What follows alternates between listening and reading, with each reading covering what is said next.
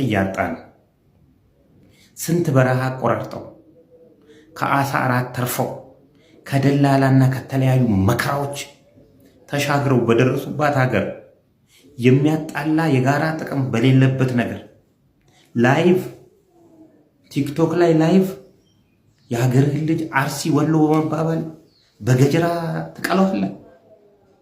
ምን ደረጃ ላይ ነው የደረስነው? ግን ምን እየሆን ነው? ራስህም እኮ ገና ፍቃድ አላገኘም። ሳውዲ አረቢያ ገና አንቃ ትገላለች። ለማን ብለህ ነው?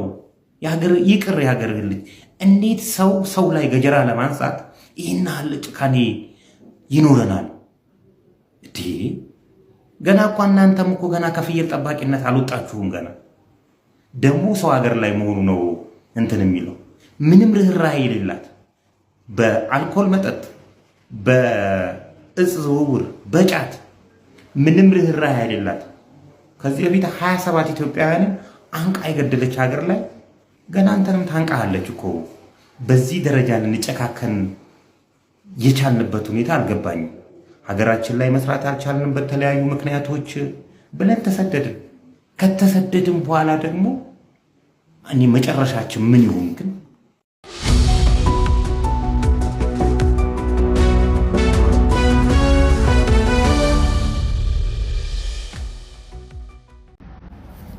ሰላም፣ እንዴት ናችሁ? ደህና ናችሁ? እኔ በጣም ደህና ነኝ።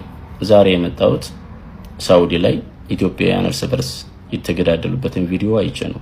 በጣም ነው የሚገርመው፣ በጣም ነው የሚያሳዝነው። እኔ እንጃ ይሄ ነገር ምንድነው ጥቅሙ? እንደ ሀገር በጣም ዘግተናል። በጣም የሚያስነውር ነገር ነው። ከኢትዮጵያ ወደ ሳውዲ አረቢያ እኮ ሁሉም ኢትዮጵያን የሚሄደው ራሱን ለመለወጥ ነው። ራሱን ሊለውጥ የመጣን እህት ወንድም የሀገር ልጅ በምን አቅም ነው በቢላዋ ቀጥታ ማረድ የተቻለው? ምን አይነት ተፈጥሮ ነው ይህን ውሳኔ እንድትወስኑ ያስገደዳችሁ? የትኛው ሃይማኖታዊ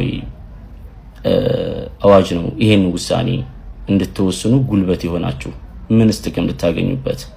ትርፉስ ምንድን ነው? የምታገኙበት ኢኮኖሚካል ጥቅም አለው?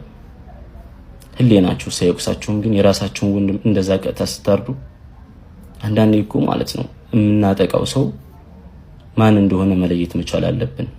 ሀገራችን ውስጥ ያለው ችግር እንዳለ ነው፣ ገብቷችኋል? ሰው ሀገር ላይ ግን ያን ድርጊት መፈጸም እኔ እንጃ በጣም ዝቅጠት ነው።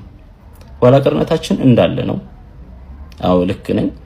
ቢሆንም ግን እዛ ሀገር ላይ ሄዳችሁ እርስ በርስ አትገዳደሉ። ቢያንስ ተዋደዱ ከቻላችሁ። መዋደድ ካልቻላችሁ ደግሞ ተከባበሩ። መከባበር ካልቻላችሁ ደግሞ ይሄ ነገር ያስጠላል ብላችሁ ራሳችሁን ህሊናችሁን አሳምኑት። የምትገሉት ሰው ምናልባት ላታወቁ ትችላላችሁ።